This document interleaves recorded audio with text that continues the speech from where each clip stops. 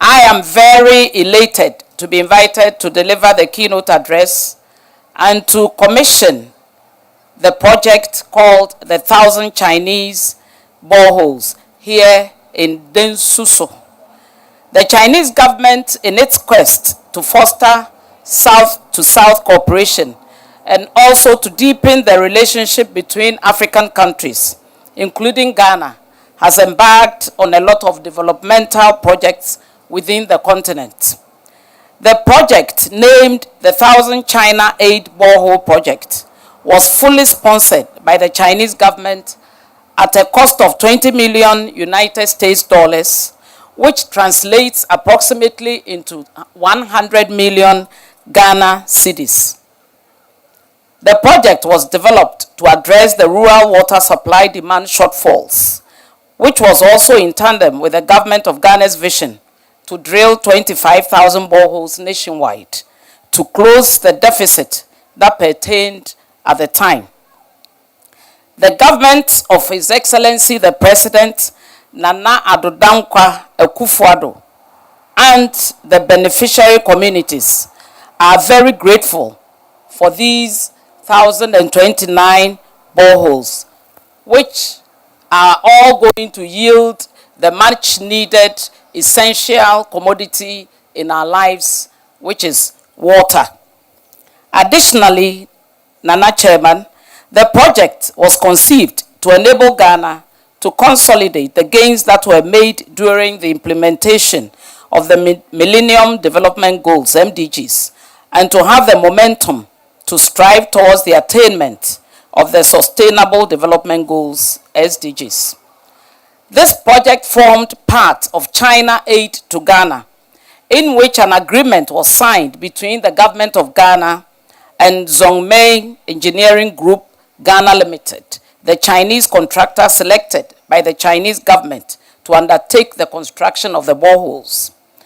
I am told the drilling of the boreholes covered 10 regions, namely the Eastern region, Western region, Volta region, Northern region, Borehole region, Upper East region, Upper West region, Ashanti region, and Greater Accra regions.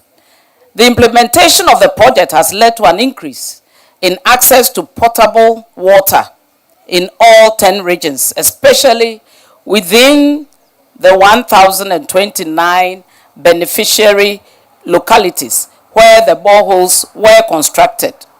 Consequently, 500,000 people now have access to potable water as a result of this good project. Nananum, ladies and gentlemen, it is an undisputed fact that access to safe water and improved sanitation is key to the socio-economic development of our country and contributes to improved health outcomes.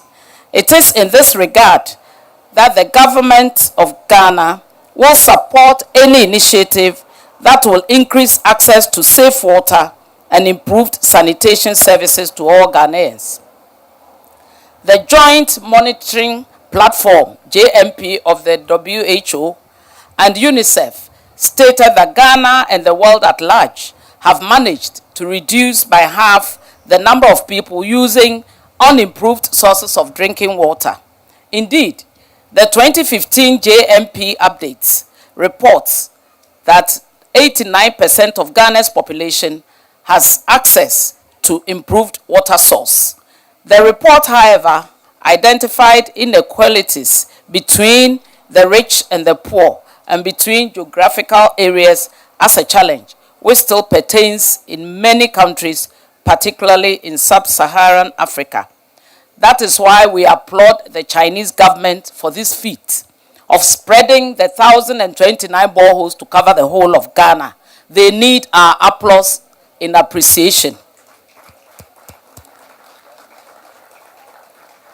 In the face of increasing population growth, these disparities need to be addressed if Ghana is to achieve her target of water and sanitation for all by 2025.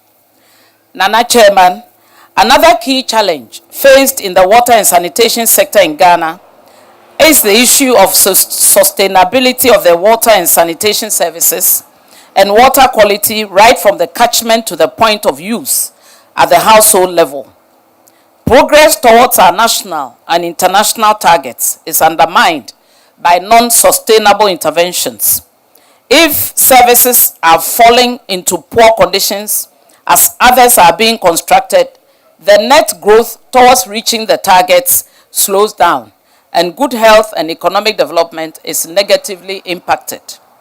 It is, however, important that the community contributes to sustaining the water services that have been provided.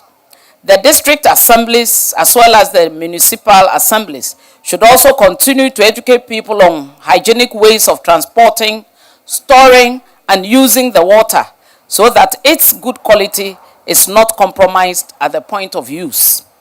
The water, sanitation, and hygiene wash sector has witnessed some changes following the commencement of the SDGs in January 2016.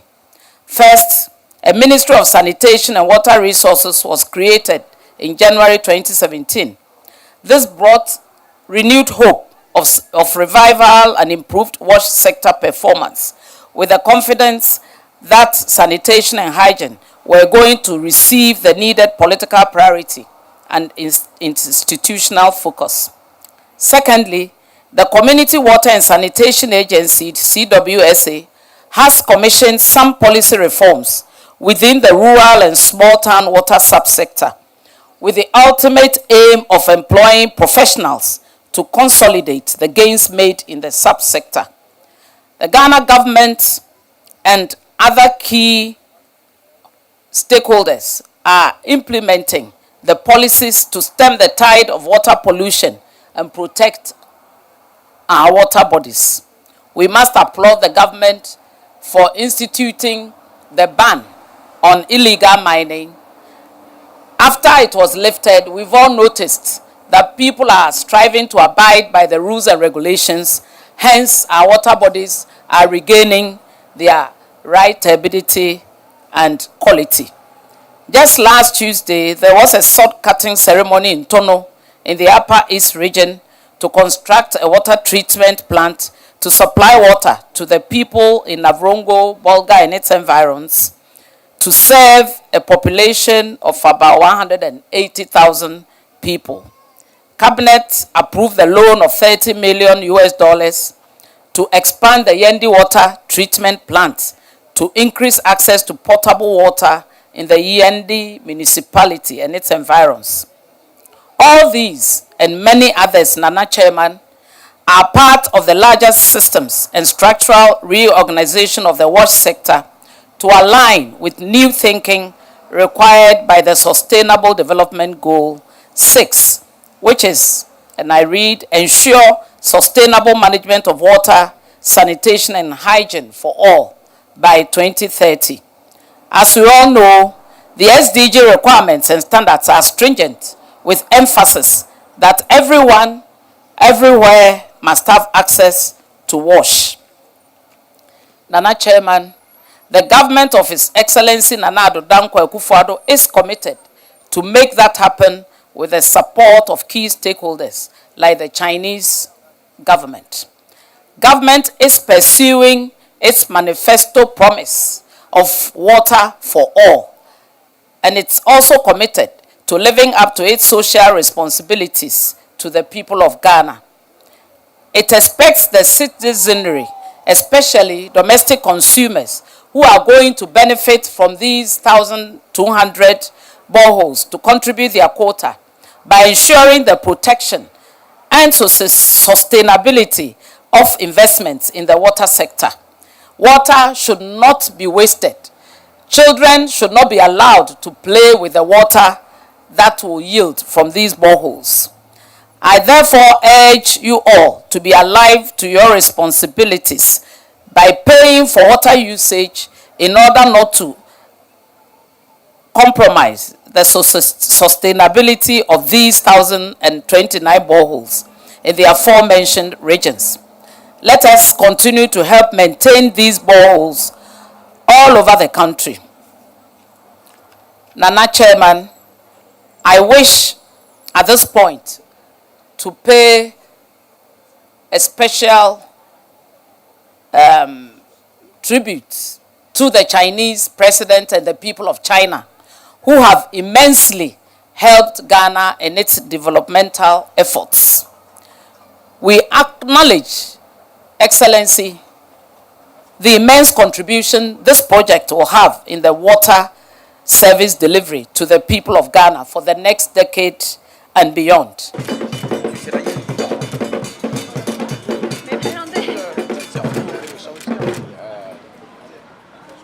I will invite gov't to please come and sign to at least witness the signing as chief of this community. After which the project will be commissioned. The button will be pressed to signify the commissioning, and then we will inspect the borehole, and then we will return to our seats for the closing remarks.